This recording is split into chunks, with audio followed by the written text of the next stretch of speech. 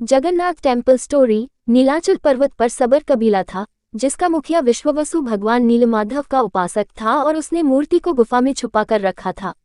वह गुफा में उसकी पूजा करता था। राजा इंद्रद्युम्न ने अपने सेवक ब्राह्मण विद्यापति को मूर्ति लाने का कार्य सौंपा। विद्यापति ने मुखिया विश्ववसु की पुत्री से विवाह कर लिया।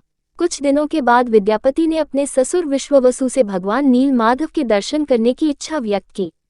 पहले तो विश्ववसु ने मना कर दिया, परंतु बाद में बेटी की जिद के कारण हाँ कर दी। विश्ववसु विद्यापति की आंख पर पट्टी बांधकर भगवान नीलमाधव के दर्शन कराने ले गया। विद्यापति चतुराई करके जाते समय रास्ते में सरसों के दाने गिराता गया और बाद में सरसों के दानों के जरिए गुफा से मूर्ति चुराकर राजा को दे दी। विश्ववसु भगवान नीलमाधव की मूर्ति चोरी होने से बहुत दुखी हुआ। अपने भक्त के दुख को देखकर भगवान भी दुखी हो गए और उसी गुफा में वापस लौट गए।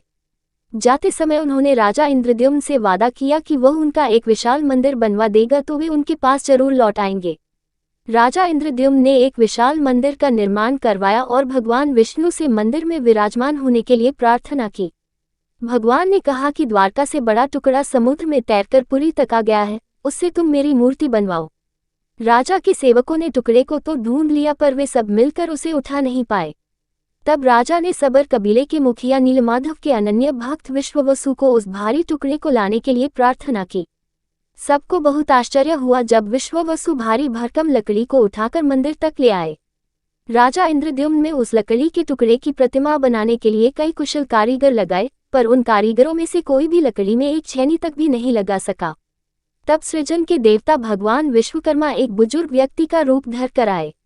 उन्होंने राजा से भगवान नीलमाधव की मूर्ति बनाने की इच्छा व्यक्त की और अपनी शर्त भी रखी कि वे 21 दिन में मूर्ति को एकांत में बनाएंगे, उन्हें कोई मूर्ति बनाते हुए नहीं देख सकता।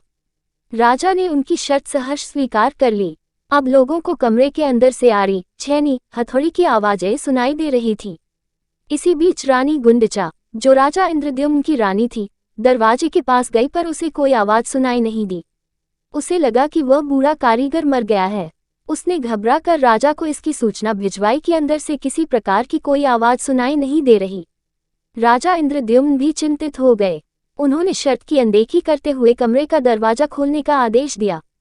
जैसे ही कमरा खोला गया तो बूढ़ा व्यक्ति कहीं दिखाई नहीं दिया और कमरे में 3 अधूरी मूर्तियां प्राप्त हुईं।